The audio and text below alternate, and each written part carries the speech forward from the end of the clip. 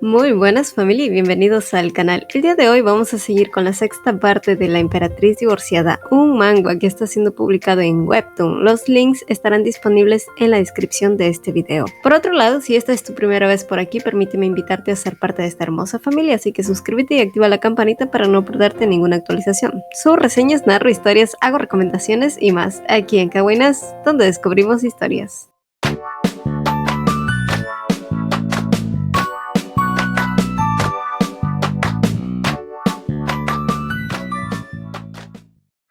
Después de escuchar el intercambio entre Sobieshu y Navier, Rashta se encontraba furiosa y al mismo tiempo temerosa por su posición. Y aunque las palabras de su doncella trataron de tranquilizarla implicando que el bebé que esperaba le aseguraría su estadía ahí, eso tampoco la complació porque la hacía ver como una mujer interesada que solo usaba a su bebé a su beneficio. Además, la presencia de Luteshu tampoco ayudaba a sus nervios, ya que este pronto empezó a demandarle más cosas chantajeándola con su hijo. Así que, sin tener más opciones, solo podía recurrir a su único amigo, sin darse cuenta que en ese momento Navier pasaría por ahí y se percataría de cómo Rashta se adentraba en la habitación de Archie. Sin embargo, no era un asunto que le incumbiera, y tampoco tuvo tiempo en dar reparos, ya que pronto se encontraría con Henry, quien había llegado buscándola para finalmente despedirse de ella. Aquella tarde otoñal no se sentía particularmente fría para Navier, o quizás era la compañía de Henry a su lado. Por otra parte, la noticia de que Henry se iría no parecía un tema que molestara mucho a Sobieshu.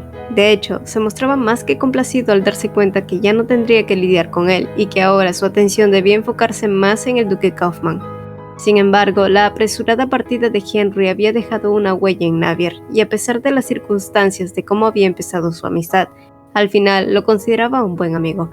Pero esta no sería la única amistad que se despediría de ella, ya que la duquesa de Tuania también abandonaría la capital. Tal parecía que el divorcio no había salido a su favor y ahora ella se iría en busca del vizconde Landre para brindarle su apoyo tal como él lo había hecho con ella.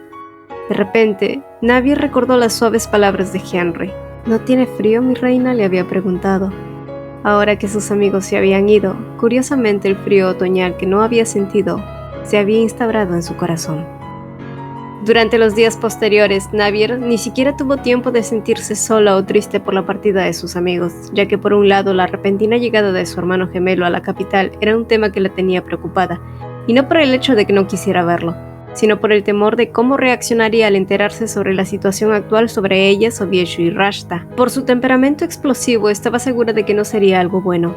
Por otro lado estaba el banquete al que se había visto obligada a organizar para el bebé de Sobieshu, cuyas palabras e intenciones eran que Navier pudiera crear un vínculo con el nonato. Pero a pesar de que aquella inocente vida no tenía la culpa, Navier no podía evitar sentirse resentida más y más cada vez que escuchaba a Sobieshu hablar de él o intentaba obligarla a hacer algo que ella detestaba.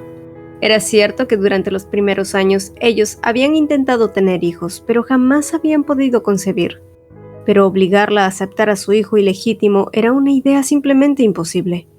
No obstante, la llegada repentina del duque Kaufman la sacaron de sus pensamientos. El hombre parecía seguir bajo los efectos de la poción, aunque su actitud era mucho más reservada a la de antes.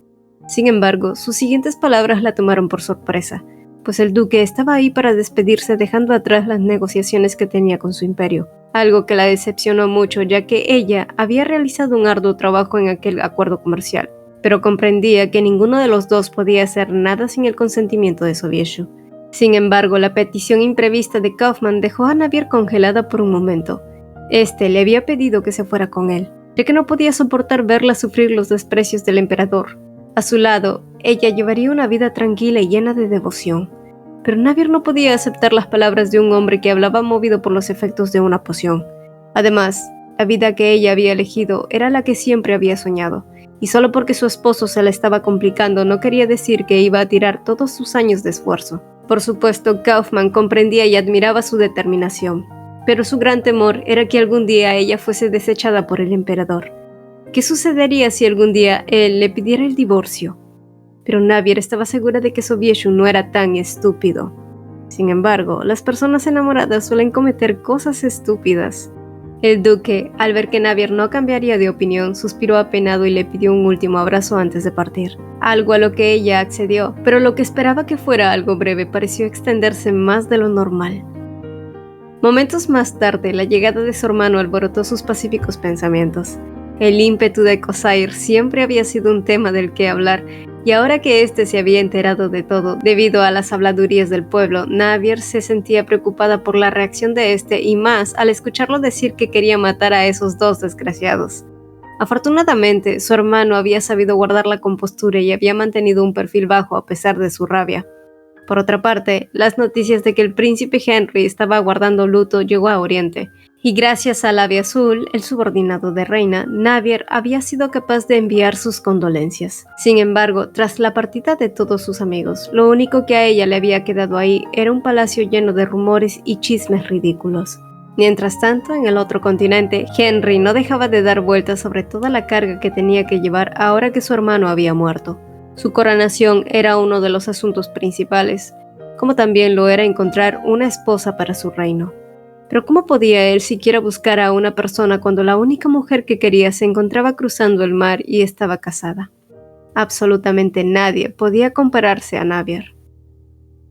Finalmente, el día de la celebración del primogénito del emperador llegó y, como era de esperarse, la presencia de Navier en dicha ceremonia era la más esperada. Así que, haciendo un gesto a su doncella, rápidamente hizo entrega de su regalo para el bebé. El presente se trataba de una espada con incrustaciones de diamantes preciosos. A la vista, era una herramienta hermosa, pero más allá de eso, solo era decorativa e inservible.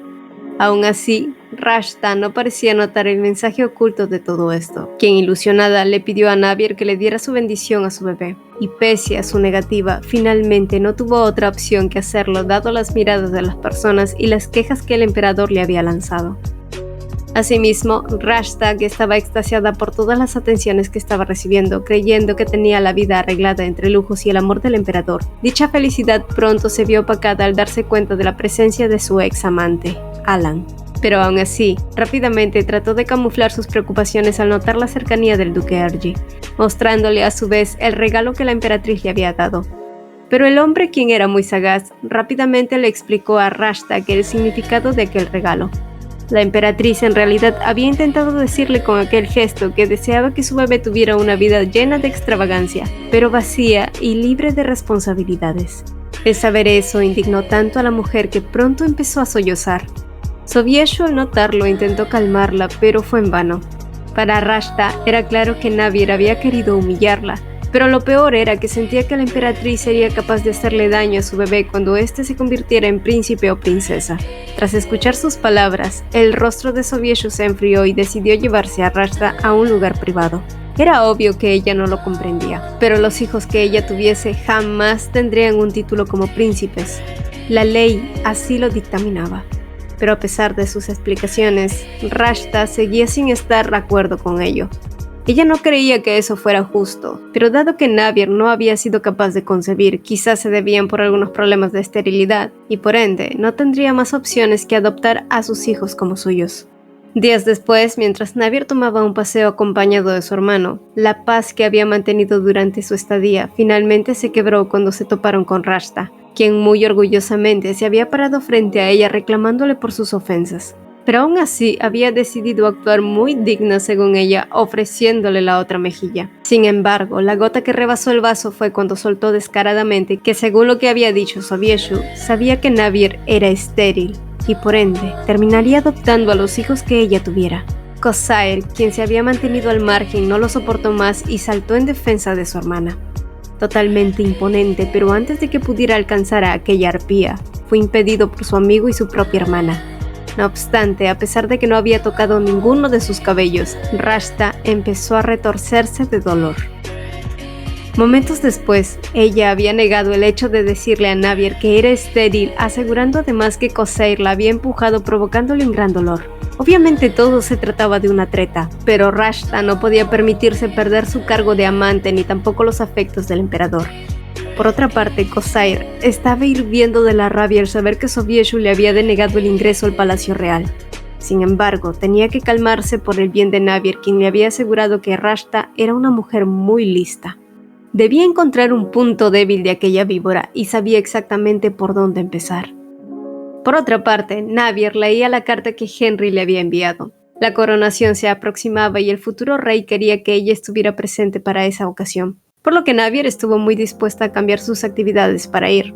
De pronto, un alboroto hizo que ella se asomara por el pasillo. Entonces, las doncellas le comunicaron que Rashta había sido envenenada con una droga abortiva, pero esta había sido una dosis mínima y por ende tanto la madre como el bebé se encontraban bien.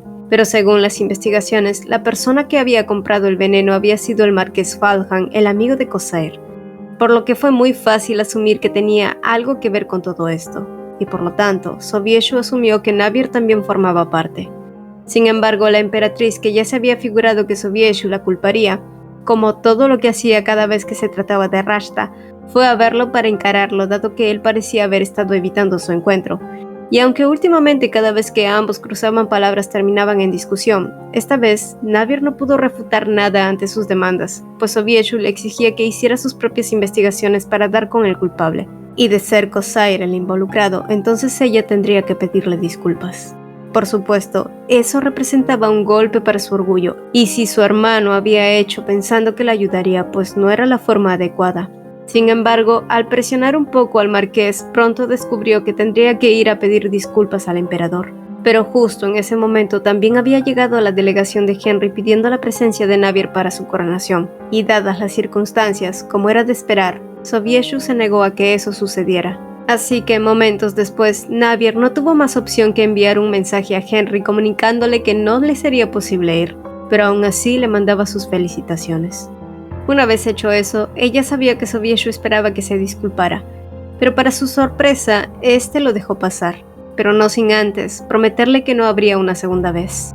Días después, Sobieshu organizaba una fiesta una vez que Rashta se recuperó, pero fue ahí donde ella se toparía con las dos personas que la habían desgraciado la vida, Leveti y Alan. Y fue con este último con quien cruzó un par de palabras, pues él se sentía apenado por haberla abandonado. Pero ahora, ella era una mujer distinta y mucho más empoderada, así que devolverle un poco de su propia medicina se había sentido increíble y no podía esperar a compartir esta nueva sensación con su amigo. Pero, además, también necesitaba un poco de su sabiduría, un consejo que le ayudara a prevenir los ataques de quienes querían hacerle daño. Y según él, solo existían dos opciones. Una era contar con el apoyo del emperador, o lo segundo sería eliminar a su enemigo.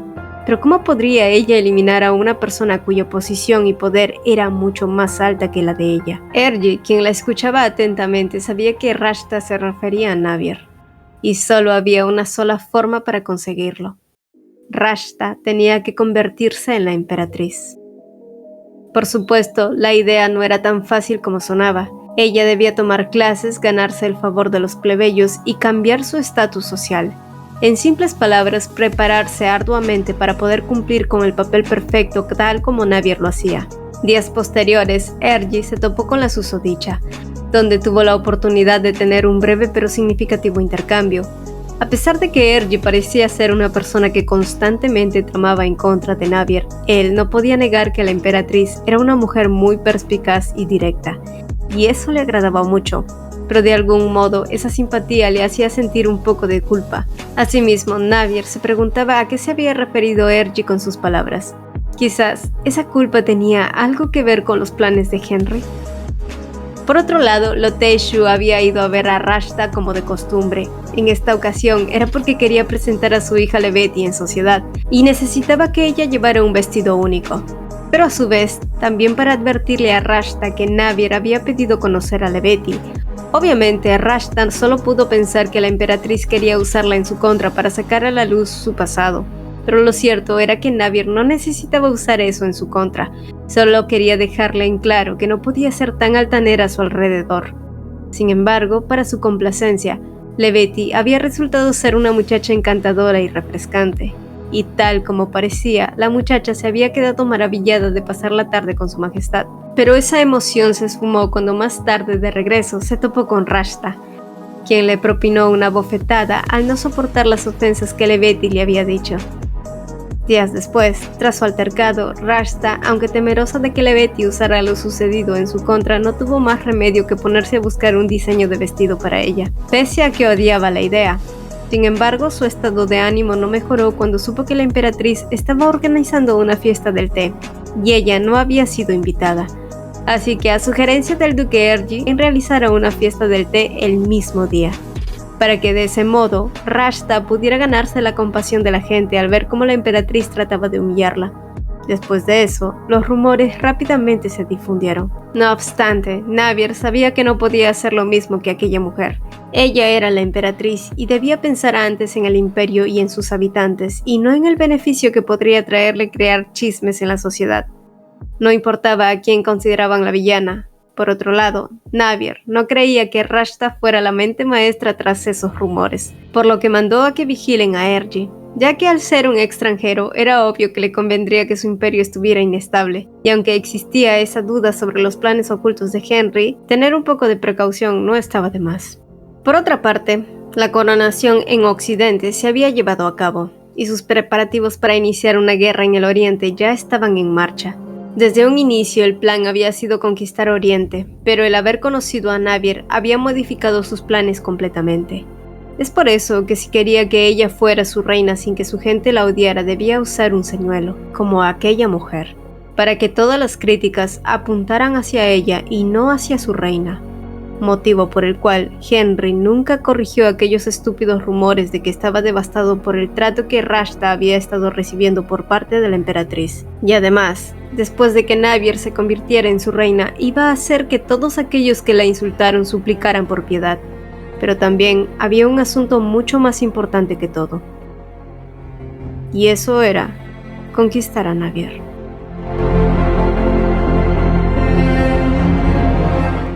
Continuará. Y bueno chicos, hasta aquí el video de hoy. Ya saben que como siempre te estaré dejando los links correspondientes en la descripción de este video para que puedan leer el webtoon si así lo desean. Por otro lado, si te gustó mi narración, por favor no te vayas sin dejarme un like y de escribirme tus opiniones, que estaré encantada de leerte. Sin más que agregar, yo me despido y nos vemos en un próximo video. Bye.